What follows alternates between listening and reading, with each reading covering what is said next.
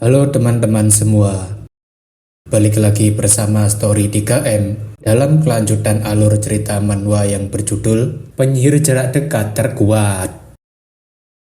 Baiklah, langsung saja kita masuk ke dalam alur ceritanya.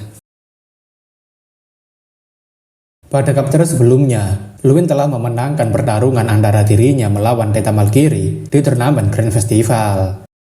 Kemenangan Luin tentunya membuat semua orang heboh. Bahkan itu membuat Flame King menjadi tertarik dengan Luin.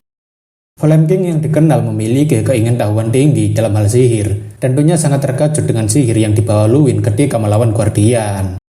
Penasaran dengan siapa Luin sebenarnya dan apa yang selama ini ia lakukan sehingga bisa sehebat itu, Flame King ingin agar Tyron memberitahu semua yang ia ketahui mengenai Luin.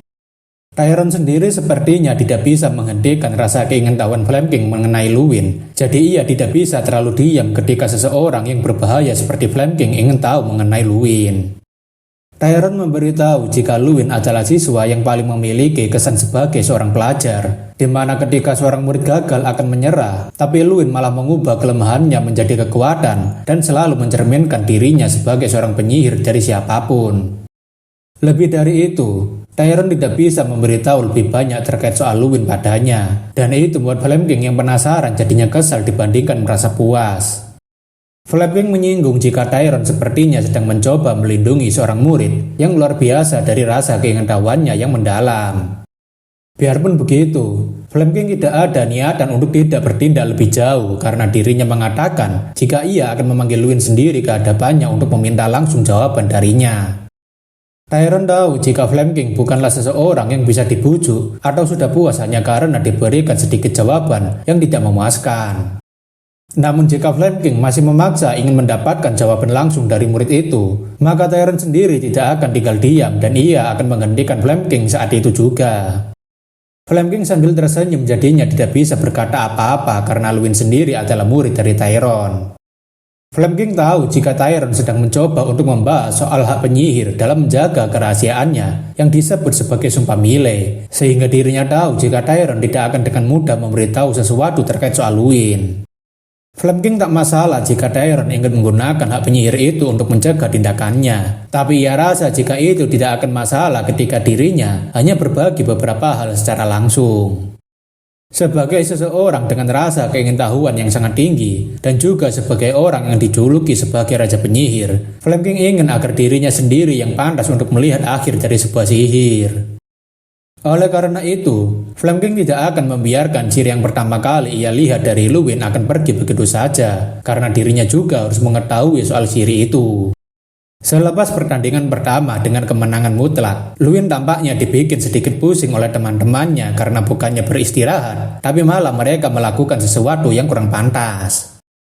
Hal kurang pantas yang dimaksud Luin adalah melakukan pesta minum dan makan besar-besaran setelah baru saja menang melawan salah satu perwakilan akademi. Belum lagi, mereka masih belum membuat persiapan untuk pertandingan besok.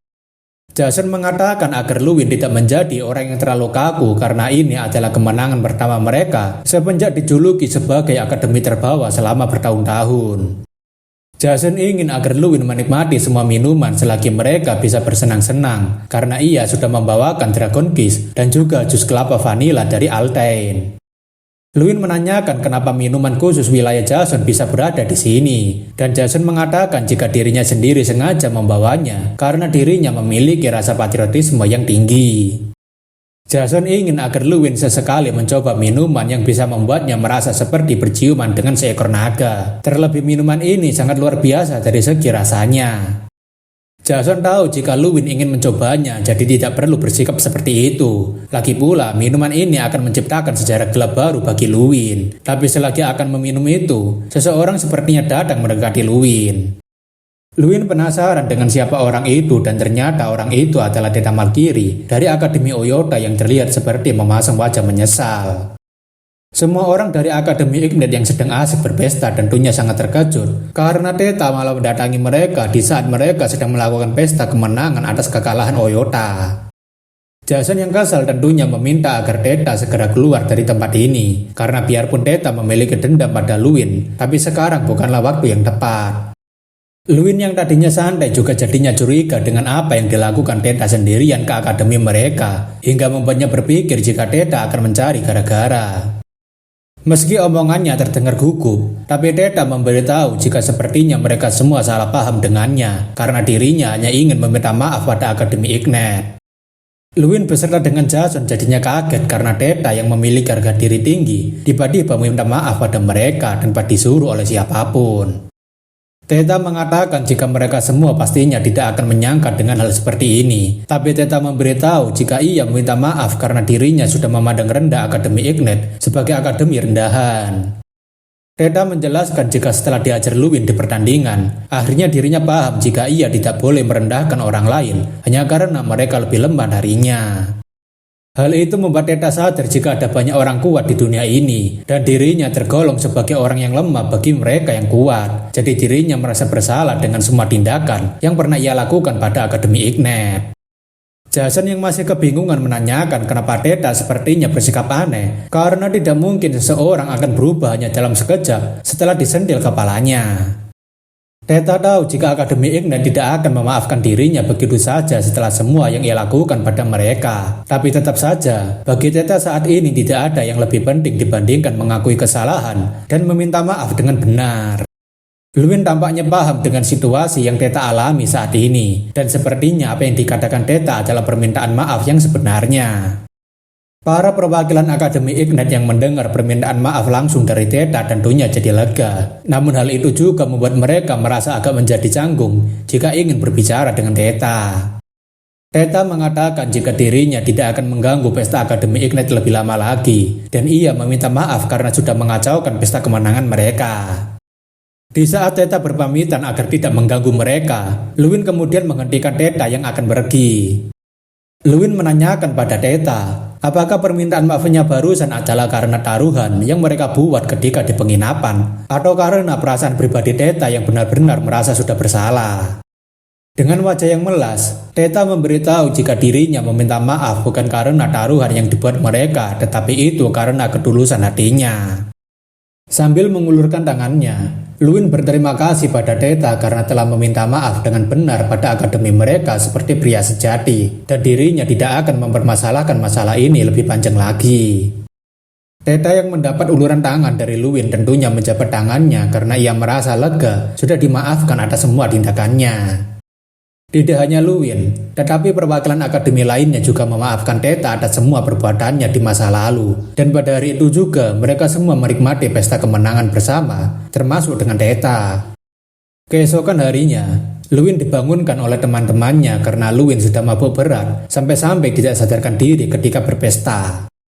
Luin yang baru bangun tentunya merasa pusing, dan teman-teman Luin memberitahu jika Luin semalam terlalu bersemangat dalam pesta kecil-kecilan mereka. Angus menanyakan apakah Luin mengingat kejadian semalam, di mana Luin meminum habis satu botol Dragon Key sendirian, dan itu membuat Jason dan temannya jadi tertawa. Jika Luin lupa, Angus memberitahu jika Luin semalam sangat bersemangat sampai menangis sambil menceritakan bagaimana Luin bertahan selama 5 tahun di akademi dan menjadi perwakilan seperti sekarang.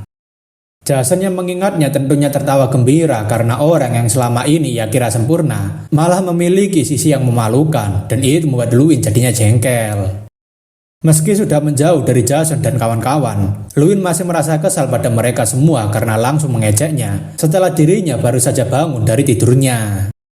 Luin rasa jika dirinya harus menghindari minuman berbahaya semacam itu ketika mereka sedang berpesta, karena itu akan membuat dirinya jadi orang yang sangat emosional. Biarpun Luin merasa kesal dengan mereka yang mengejeknya tadi, tapi Luin bersyukur karena akademi mereka bisa menjadi semakin solid dan semakin dekat satu sama lain.